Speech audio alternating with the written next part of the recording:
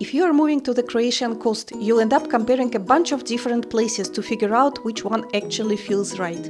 In this video, I'll show you how we compared different places along the coast and why we finally chose the Zadar area as our future home by the sea. If you'd like to follow our journey as we move from Germany to Croatia, please subscribe to the channel. We are a couple from Germany, preparing to move to Croatian coast full-time. For us it was important to find a place that works all year. Healthcare, shops, transport and nature close by. We looked at coastal line of Croatian regions: Istria, Primorje Gorski Kotar, Lika Senj, Dalmatia Zadar. Based on our criteria, we've shortlisted city Porec in Istria, island Krk and Rijeka, and city Zadar in Dalmatia. As we get older, we want to live somewhere with good healthcare, doctors, hospitals, convenient shopping and a lively environment where everyday life feels easy and comfortable. It means to be nearby relatively bigger cities like Pula or Porec in Istria, Rijeka in Kvarner Bay, Zadar, Split in Dalmatia. We still wanted the freedom to just jump in the car or hop on a plane and go on holiday, so the place had to have an easy access to an airport, good motorways, and be close to other EU countries. Because we both have desk jobs, we didn't want to spend our free time just sitting around anymore. We wanted to be more active, but in an easy, natural way, so having the sea and mountains close by was a big deal for us. We actually tested what it's like to live in the city Zadar and Porec, staying in an Airbnb, and we realized pretty quickly that it wasn't for us. It was too noisy and the air didn't feel great.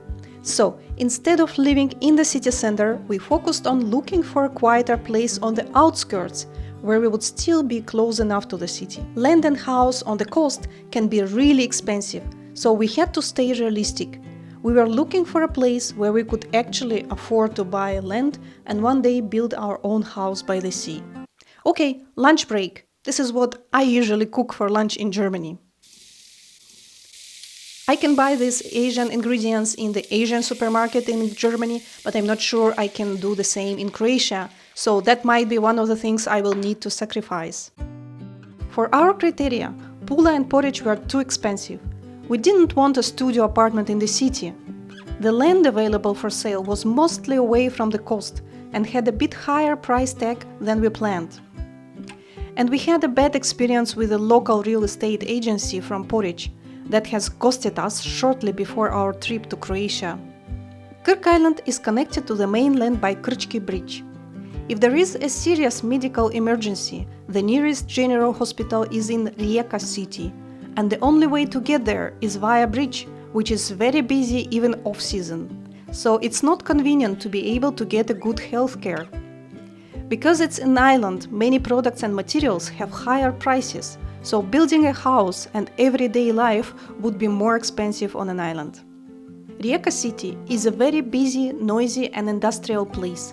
There is a lot of transit traffic because this is the closest coastal city on the motorway from Zagreb. We didn't like the city and it's hard to find a land close to the sea unless it's out of city. We had a very good experience with a real estate agency from Zadar. They gave us many listings even before we arrived to Croatia. So we could review the locations before our trip, and one particular location was our favorite even before we did plot viewing. It's not an ideal location because there is a general practitioner, but the nearest hospital is in Zadar, which is reached by the motorway. However, the rest of our criteria are fulfilled. In the next episode, I will show you how we actually found a piece of land here, where we searched, what we checked, and what we wish we'd known earlier. Thank you for watching. Bye!